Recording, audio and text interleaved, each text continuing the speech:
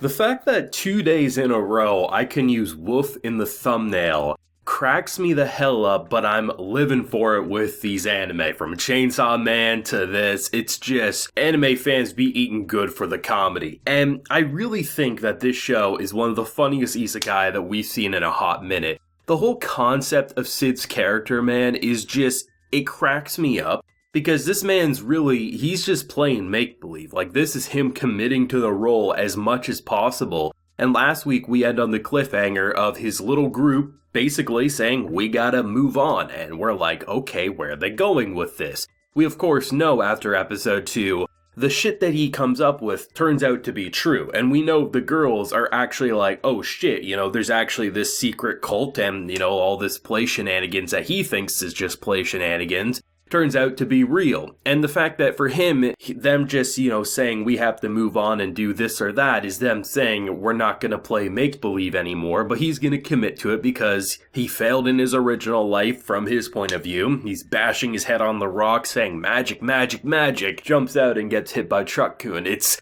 both kind of tragic, if not hilarious, to see the way this man ended up getting isekai'd. But the fact of the matter is, the shit that he ends up coming up with turns out to be true. And the whole concept of turning this dude, who now has been separated from his secret shadow organization, is going to that generic anime school, and then in comes the whole background character turned main character rom-com protagonist. And the whole concept of everything he's doing, he's trying to just slink into the background, right? Like, that's who he wants to be. He is the background character. And the fact that he then in return gets roped into this princess's shenanigans where she's trying to get out of a political marriage, and then you end this episode with him getting on his knees because he knows, damn, he's screwed, because more than likely, I have a feeling the person who she was supposed to marry is probably responsible for the disappearance, most likely trying to remove this man from the picture, and then ultimately she'll have no choice but to obviously follow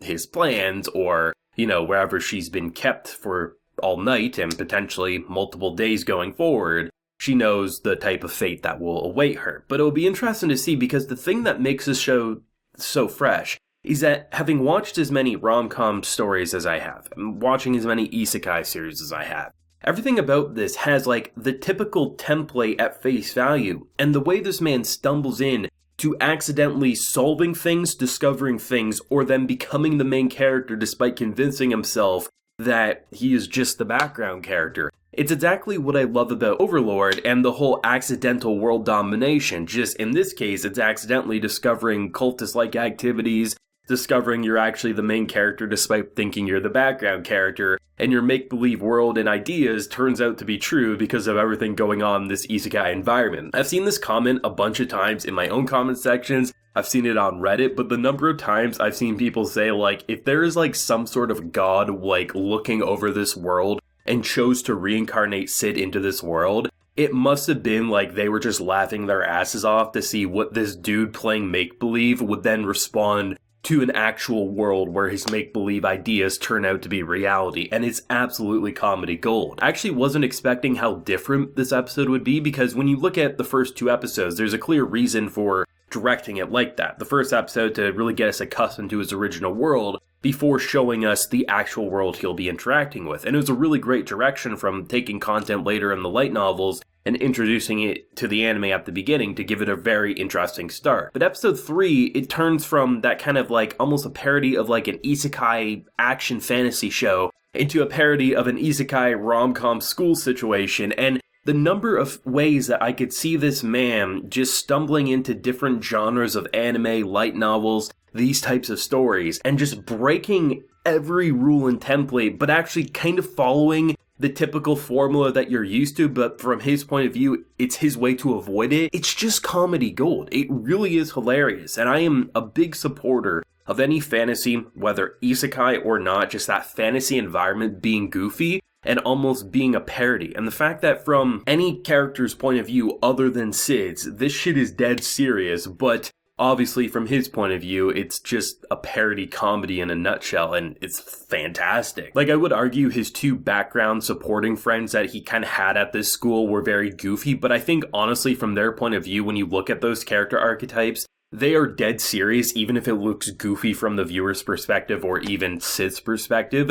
Like, they're actually like, that's just them. That's their personality, even though it is goofy alongside a lot of the things that we're seeing. But I really like how, honestly, all 3 episodes have, in a way, felt like a different anime, but it still feels connected. Like, it feels like it's not jumping around mediums or jumping around, styles of content, but rather somehow this story, if you were to explain it to someone who's never watched it or hasn't touched the story yet, explaining the idea of these 3 episodes would sound like it's very disjointed and it doesn't feel like it'll be a connected thing, almost feels episodic in a way. But the way they actually connect it, it just works so elegantly, and I'm really excited to see where they're going to take it, because eventually those girls are going to pop back up. And I mean, the whole fake relationship turned real is probably going to stay real for a hot minute, and I'm interested to see where they're going to go. But I mean, from the hunger for money, this dude, I mean, he figured it out rather quickly of why she agreed, even though he was doing his damnedest to break off this relationship, stealing her food, seeming like an asshole. But the whole concept of her paying and him just, casually just being like, so sly on the ground, like, ooh, I'll do anything for money, to then turning into a mutt, like catching the coins in thin air. This dude has no backbone at times. Like, he will just sink to the absolute lows of, I don't have enough allowance, so I'll become a dog for this girl. But then the way he can just have these moments where, he kind of seems just kind of badass, that moment on the train where she draws the sword and he casually is like, I just don't like anyone talking shit about what I enjoy. It's not really about bringing you up or down. It's just, I like that sword play and obviously I'm going to stand up for it. Like, it's just the way he can balance from serious to goofy. But then when you look at the 2 perspectives and the 2 sides, that being Sid's perspective and everyone else's, Sid is just playing goof. He's just playing around, making this all fantasy, but the world's dead serious, and his goofy ideas that he is firmly convinced is just everyone playing along, or just he accidentally got roped into a rom-com trope.